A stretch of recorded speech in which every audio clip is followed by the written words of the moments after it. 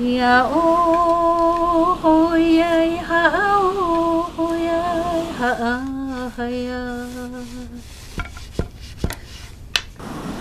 ，utanga si ano cepuci kabu sa pahuam ni mayau api matekop de cimping ko kapa sanu cepu Tala timur amis kuliwasa tumasak tahani tumasak tahani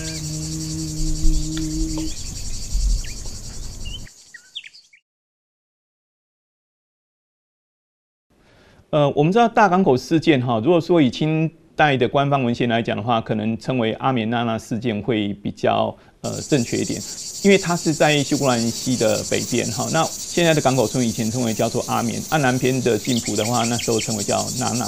那为什么会爆发这样的一个冲突事件哈？主要还是因为他参与到了屋漏事件。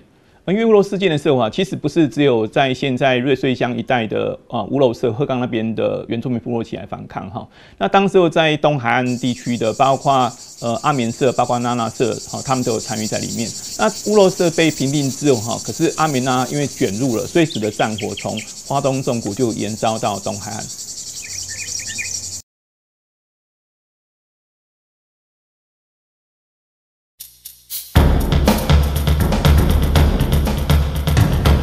光绪3年，阿棉、屋漏两社2次杀害通事，攻击营垒。总兵吴光亮进扎蒲石阁后，分别良诱，剿抚监师。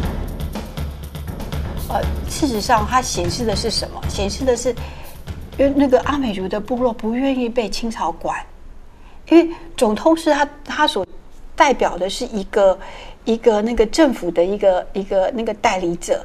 那你一个政府的代理者被我杀掉，我宣示的是什么？我不愿被你这个清政权管理啊。我们知道，大港口事件来讲的话，哈，一般都会去提到一个就是通事被杀，哈。可是通事被杀的话，你包括像林东雅，他具备有国家的身份，哈。那通事被杀的话，就表示说你在挑战国家。可是通事他们进来这个地方来讲，哈，经常会去剥削原住民。 啊，甚至经常会提到，就是他们来这个地方哈，会不是只有娶一个老婆而已哈，甚至他喜欢的女人就带走了哈。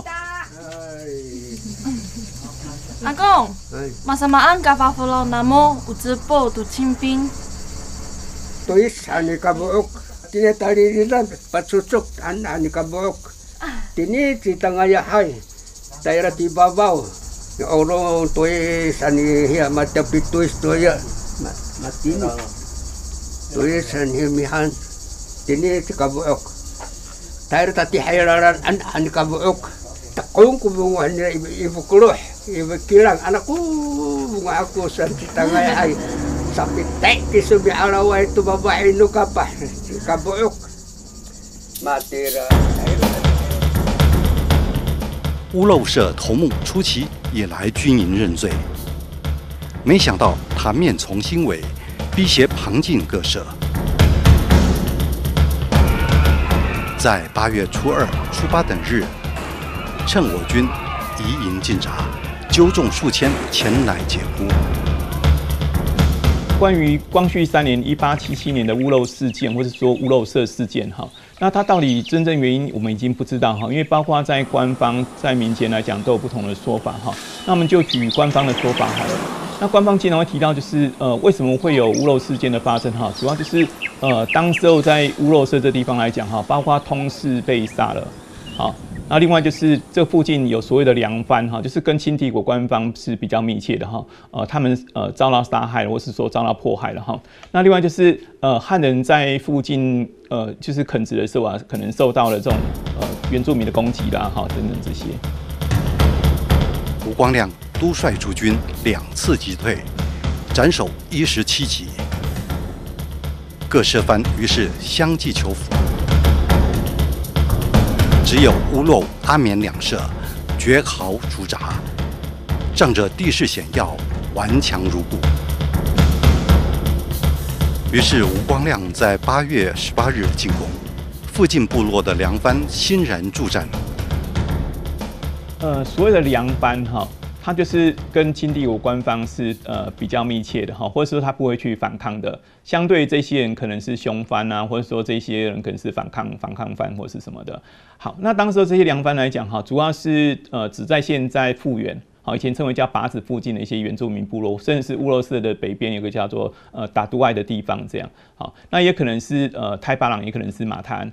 当时很多人想说，都是阿美族人，为什么不合作起来？为什么要去协助清帝国？哈，我们知道以过去来讲哈，以前没有同族的概念，以前只有以部落为主哈，都是以所谓的社为主的哈。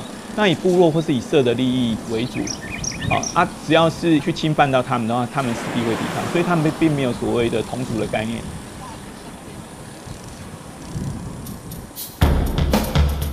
官军由射后包抄，越过壕沟，毁坏栅栏，焚烧部落，斩100余名，割取首级36颗。该社攻破，我军阵亡1名，受伤40余名。当时屋漏既已击破，阿棉声援较孤，我军乘胜伺机进闸。该番社在狼狈窜逃之后，仍然纠集2、3千人，在那纳社下方筑垒树闸，阻我进入。清宫的越泽党来讲的话，哈，我们历史研究主要就是以文献为主，那口述历史为主哈。但我们不敢保证说所有的奏折都是真的。所以这个某种程度上面来讲的话，其实它完全就是主要是以官方的立场来看我们只能够透过这个越泽党哈，我们能够了解说当时候战争什么时间发生了什么事情，或是说什么时间打到什么地方，或是最后有谁被杀了，或是多少人被杀这样。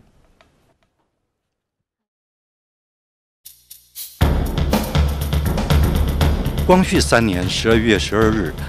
吴光亮派队到水母町附近观测形势，筑垒备战。清朝它的开山抚番政策，它是分南路、中路、北路这3条线去开山。那开山的目的是为了要进行所谓各个实质那个版图的一个占领跟统治。那其中吴光亮他是在整个抚番政策当中，那个中路开拓的主要一个规划的人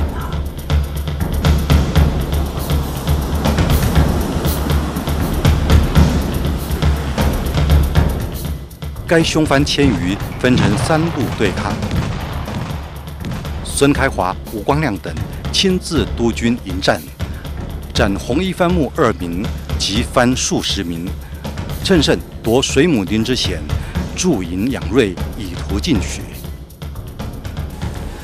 我们都生长在法治国家，然后也有宪法保障人民的生命跟财产。我真的很难用现在我个人的生命历程来理解这件事情。它是一种很深沉的痛。第2天下雨，18日才放晴。探知由水母町沿海约10余里即抵达那纳社，而距离社前5里处有石壁屹立，上面有火炮碉堡，连设几道关卡，居高临下，非常险要坚固。孙开华与吴光亮议定，挑选精锐，分2路起攻，并先派队分扼要隘，防其冲突。19日清晨，孙开华率众从山谷进攻石壁之西，吴光亮等人沿着海岸正扑石壁。于是两军分而复合，夺得石壁，直压那纳社前。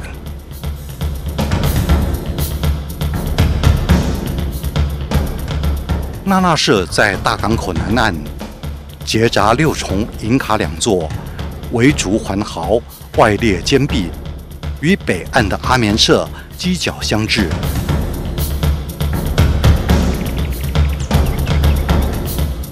两岸之中有山头矗起，名叫狮球山。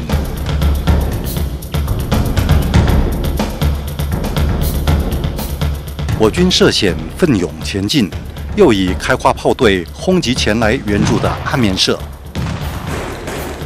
双方苦战一整天，直到傍晚才攻破那纳社。我军驻扎在社内。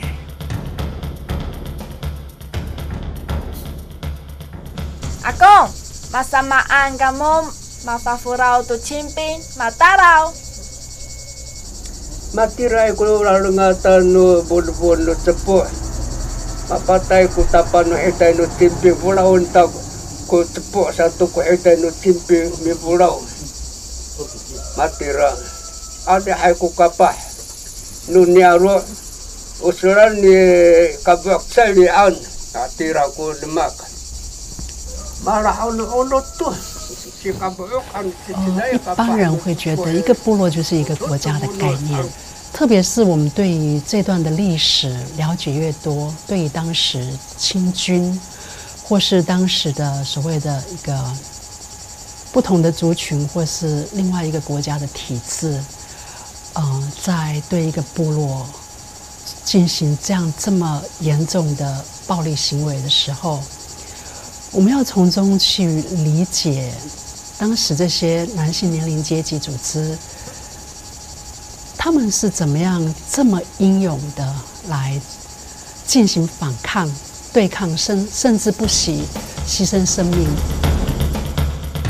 20日黎明进攻阿棉社，先选士兵游水，抢夺对岸的竹筏，在11北渡。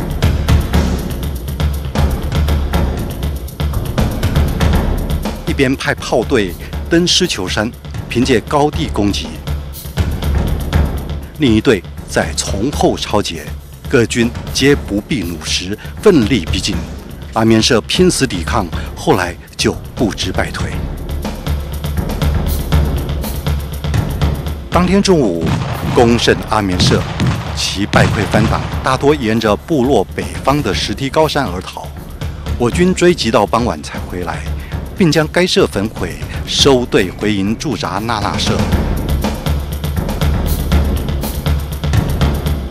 继19、20两日，阵斩凶犯首级30颗，耳祭44副，溺水死者100余名，受伤者不计其数。我军伤亡15名，受创者20余名。此时此刻坐在这里，拥有跟汉人或是其他族群相同条件的生存环境，我们得回过头来，如果不是当初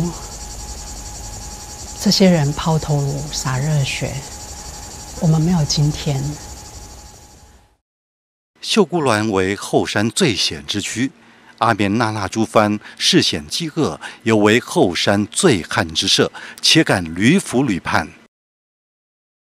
那我们知道军队进来之后，他势必要解决他的粮食的问题嘛，因为当时候汉人才刚刚移进来，在这个地方去做开垦哈，那你说要马上有粮食的话，不太可能嘛。那原住民的话，他可能就是要提供给他粮食哈。那另外就是军队进驻的话，一定会有军营的那个建设。那这些劳力的话，一定是从附近的阿美族的劳力来做征调，那势必很容易引起到他的冲突。因为清军只考虑到我的工程什么时候会完成，但是并没有考虑到原住民可能要狩猎，原住民可能要农耕，那势必会影响到他的一些这种狩猎的生活，是说农耕的生活。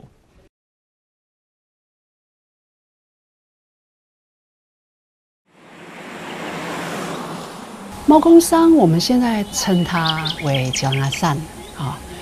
当时清军这边，曾经就是表达，没事没事，我们可以让你们有工作可以做，那可以帮我们运送一些粮食，所以男性年龄阶级组织才会在这段时间，就慢慢的人一次一次越来越多，当他们等到时机成熟的时候，就请他们到营房去设宴，大家都非常高兴啊，喝酒吃饭。当时清军驻守的地方是在建埔国小的西侧那个地方。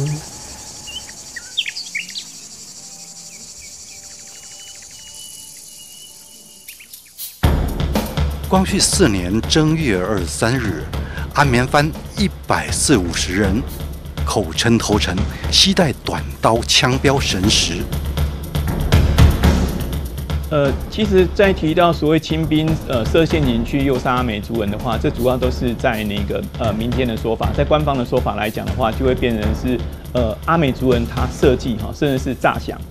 不过不可讳言来讲哈，里面可能也会有一些隐晦的地方哈，例如说，其实当时候清帝国的官方哈，他们清廷那边也觉得可能会有问题哈，因为他也听说。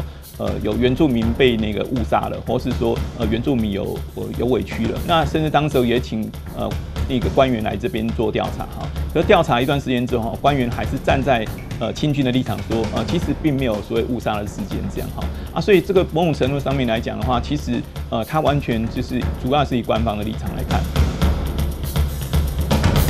该总兵探知安眠社的族人来意不善，整镇一带。并派遣队防堵他们回窜。凶犯行至近处，见有准备，突然发射枪标，我军奋勇其进，击毙凶犯60余名，其余的人则游水逃跑。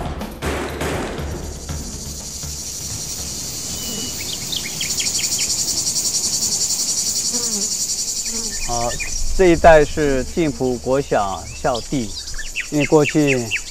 在港口事件发生的时候，这是我们那个清兵的营地也是属于他们诱骗我们青年的地方这地方，这是底下埋了168个我们港口青年的这个骨骸在下面应该是说大港口部落。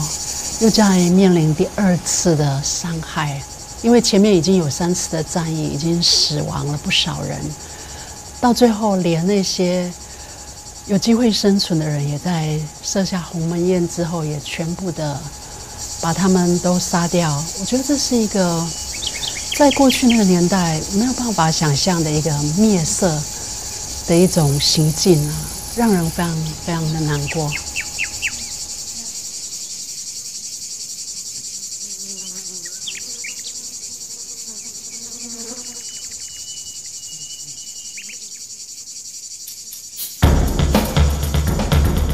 国军预派之队伍前后夹击，又击毙凶犯80余名。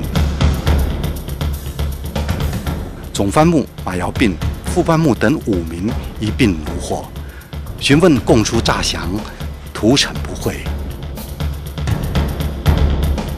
吴光亮将马尧彬等人正法时，下令为阿眠社保留1、2名活口。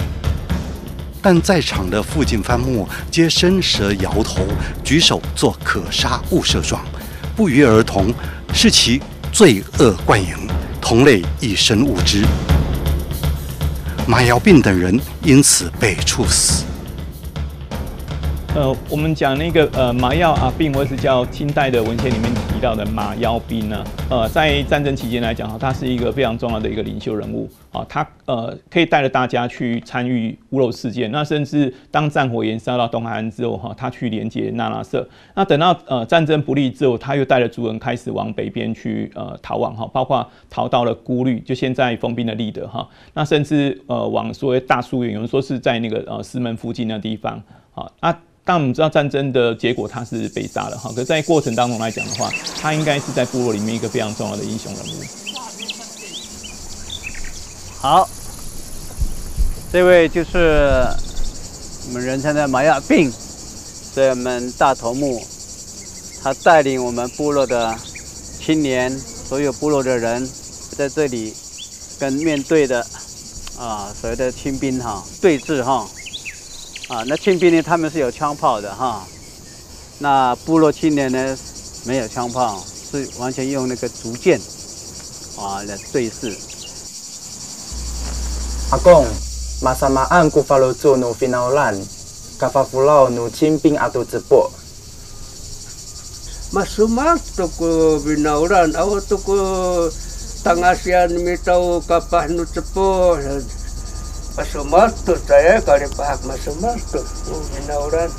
Hatirai ko demak no seposa cerita dari Cirangasan. Tira satu Cirangasan nama urip ketuas. Paswar tu kumato asay awat ko kakitan. Awat ci kabuo papatay to karas no nyaro. 其实他改变了阿美族人他对统治者的态度，这个我们很明显的可以看到，日军再来的时候，你会发现，哎，为什么他们没有起来反抗日本殖民统治？我们知道部落里面来讲的话，尤其是男孩子来讲哈，他最少有2个比较大的那个阶级，一个是老年的阶级，一个是年轻的青壮的阶级嘛。那青壮阶级来讲的话，它有不同的那种年龄阶级存在哈。那这些年轻人来讲，他刚好遇到了跟清军要交战，那在过程当中来讲，他牺牲了生命。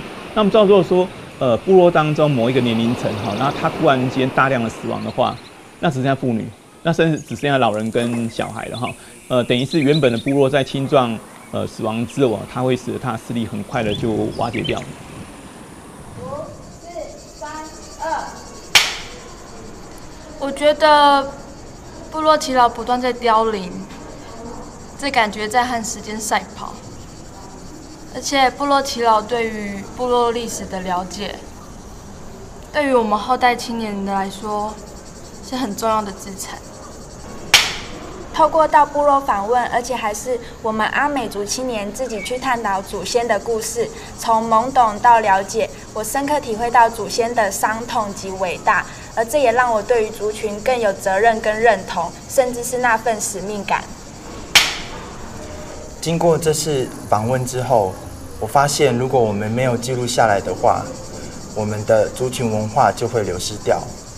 如果我们将这些历史记忆传承下去，我们的后辈和我们自己就能够更了解自己族群文化的重要性。我很高兴这次有机会能够到大港口部落，深入的了解大港口事件。虽然我不是这里的孩子，但藉由这次的访问，让我更清楚我对自身阿美族的历史。这也会使我们阿美族年轻的一辈更有凝聚力，且会有更多的心力去了解我们，去传承我们自己的文化。